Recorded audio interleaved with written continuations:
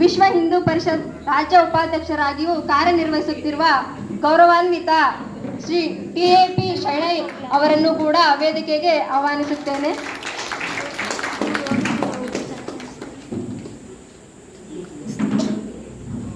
ಧೈರ್ಯ, ಶಿಸ್ತು ಮತ್ತು ನಿಷ್ಠೆಯೇ ಪೊಲೀಸ್ ಸೇವೆಯ ಅಸ್ತಿತ್ವ. ನ್ಯಾಯ ಮತ್ತು ಸಮಾಜದ ಭದ್ರತೆಯೇ ಅವರ ಧ್ಯೇಯ. ತುಮಕೂರು ಜಿಲ್ಲಾ ಸೈಬರ್ ಕ್ರೈಮ್ ವಿಭಾಗದಲ್ಲಿ DYSP ಆಗಿ ಕಾರ್ಯನಿರ್ವಹಿಸುತ್ತಿರುವ ಗೌರವಾನ್ವಿತ ಶ್ರೀಮತಿ ಜಯಲಕ್ಷ್ಮಿ ಸದಾಶಿವ ಅವರನ್ನು ವೇದಿಕೆಗೆ ಆಗಮಿಸಲು ಕೇಳಿಕೊಳ್ಳುತ್ತೇನೆ. ಸಮಾಜ ಸೇವೆ ಎಂದರೆ ಮಾತಿನಲ್ಲ, ಅದು ಕಾರ್ಯದಲ್ಲಿ ಕಾಣಿಸಿಕೊಳ್ಳುವ ಸಮರ್ಪಣೆ. ತುಮಕೂರು ಜಿಲ್ಲಾ ಆರ್ಯ ಈಡಿಗ ಸಂಘದ ಅಧ್ಯಕ್ಷರಾದ ಶ್ರೀ M ನಾಗರಾಜ್ ಅವರು ಕೂಡ ಆಗಮಿಸಬೇಕೆಂದು ಕೇಳಿಕೊಳ್ಳುತ್ತೇನೆ. ಸಂಘಟನೆ ಎಂದರೆ ಒಗ್ಗಟ್ಟಿನ ಶಕ್ತಿ, ಅದು ಸಮಾಜವನ್ನು ಬಲಪಡಿಸುವ ಮಹತ್ವದ ಸಾಧನ.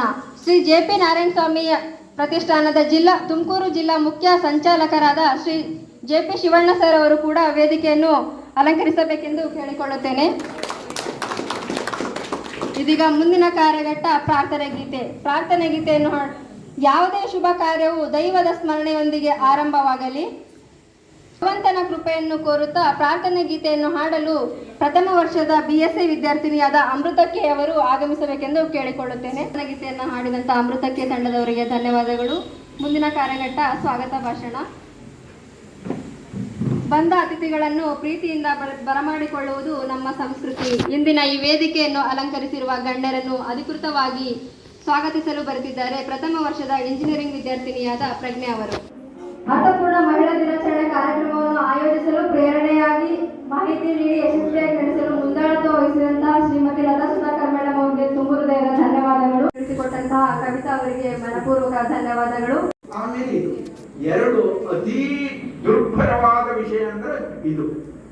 ಆ ಸಮಯದಲ್ಲಿ